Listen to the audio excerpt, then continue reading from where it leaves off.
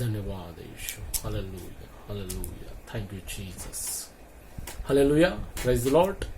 मैं फिर से प्रभु यीशु मसीह के नाम से आपका स्वागत करता हूं और सच में प्रभु अद्भुत तरीके से मसीह मंथन बैठक को चला रहा है और खरी शिक्षा फैलाने के लिए प्रभु क्या कर रहा है, बहुत ही बढ़िया पवित्र आत्मा के जरिए मार्गदर्शन कर रहा है। तो मैं आज एक शख्स के बारे में जो राजेश पॉल है, तो उसके बारे में मैं कुछ बोलना चाहता हूं, क्योंकि वो बहुत दिनों से बहुत ही बकवास कर रहा है। और सच में मैं जब वो उसकी बकवास सुनता हूं तो मेरे को यूहन्ना इसका 8वां अध्याय और 44 वचन, यूहन्ना 8:44 क्या कहता है, तुम अपने पिता शैतान से हो और अपने पिता की लालसाओं को पूरी करना चाहते हो। वह तो आरंभ से हत्यारा है और सत्य पर स्थिर न रहा, क्योंकि सत्य उसमें है ही नहीं। जब वह झूठ बोलता तो अपने स्वभाव से ही बोलता है, क्योंकि वह झूठा है वरन झूठ का पिता है। जब ये राजेश पॉल को मैं देखता हूं तो प्रियो क्या बोलता है कि उसकी जो बकवास टीचिंग है, तो बोलता है उपवास करना चाहिए, और प्रियो बाद में वर्शिप जो धांगड़ धिंगा है वो बोलता है वैसी चाहिए। फिर बाद में दशमांश के ऊपर आता है, फिर बाद में नाचना गाना, फिर बाद में म्यूजिक बजाना, और वो भी जो बॉलीवुड टॉलीवुड है उसके चाल के, उसके रिदम पे म्यूजिक बजाना, आत्मा में भरना, आत्मिक पिता कहना, नीचे गिराना, ये सब चीजें वो करता है। और ये जब चीजें हम देखते हैं तो हमको लगता है कि सच में ये क्या करता है, अपना बाप जो शैतान है उसकी जो लालसा है, उसकी जो मनसा है, उसके जरिए पूरी कर रहा है।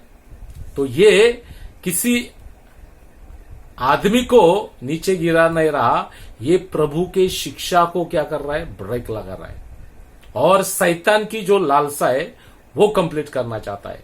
तो प्रियो ये क्या है, तुम अपने पिता शैतान से हो। अभी इसकी जो हरकत है वो पूरी की पूरी टोटल क्या है, शैतानी है। कैसे कि जैसे वो कहता है कि वर्शिप करना है लेकिन धांगड़ धिंगा करना है, यानी नाचना गाना, म्यूजिक वो टॉलीवुड बॉलीवुड के रिदम पे।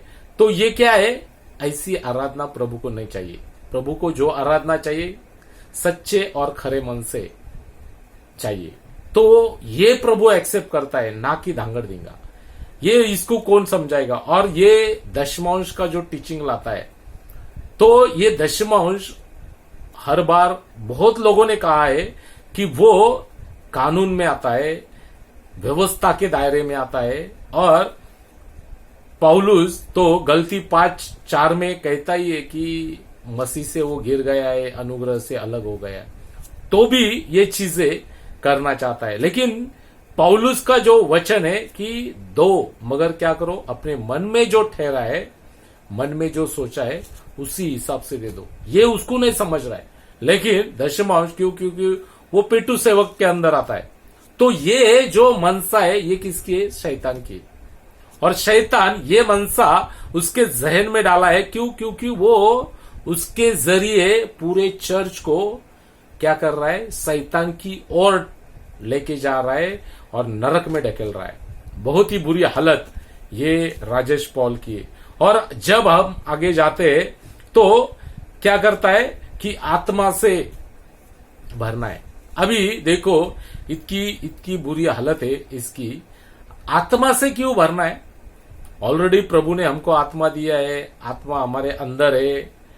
पहले करिंथ इसका 3 और 16 वचन क्या कहता है कि पवित्र आत्मा का मंदिर हम है। ऑलरेडी अभिषेक भी हुआ है, सब हुआ है, लेकिन ये क्या कह रहा है कि ये कह रहा है कि भैया अभिषेक होना चाहिए। अभिषेक हुआ तो इसका मतलब वो क्या हो गया, वो पास्टर हो गया। अभिषेक हो गया इसका मतलब वो विश्वासी हो गया। अभिषेक हुआ इसका मतलब प्रभु ने उसको छू लिया। तो फिर प्रियो, ये इफिस पहला अध्याय 13-14 वचन का क्या करे? प्रभु तो कह रहा है कि मैं ऑलरेडी दे दिया है, सील लगा दिया है। और आगे जाके जब हम देखते हैं पहले करिन्थ 3 अध्याय 16 वचन, तो वो कहता है कि क्या है कि तुम्हारा शरीर ये पवित्र आत्मा का मंदिर है। अभी ये कितना बकवास बात कर रहा है। तो ये क्या कर रहा है?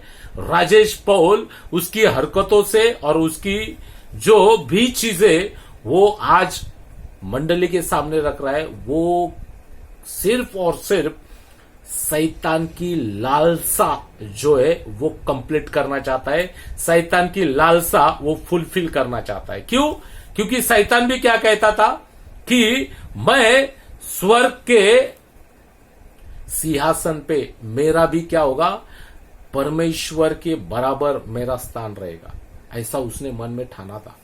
और वो लालसा आज तक उसकी पूरी नहीं हुई, तो वो क्या कर रहा है, ये जो उसके चेले चपाटे राजेश पौल जैसे, तो उनके जरिए वो लालसा कंप्लीट करना चाहता है। लेकिन वो नहीं होगा। क्यों? क्योंकि अभी 10% खरी शिक्षा वाले आ गए उसका पर्दाफाश करने के लिए। क्यों? क्योंकि जो झूठा है वो झूठा ही है,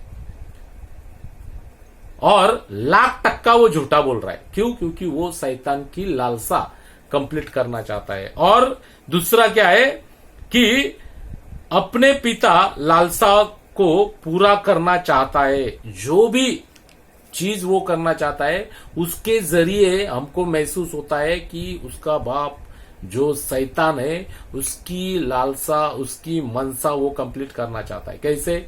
10 अनुग्रह से और परमेश्वर से दूर हो जाओ, नाचो गाओ और संसार से अटैच हो जाओ।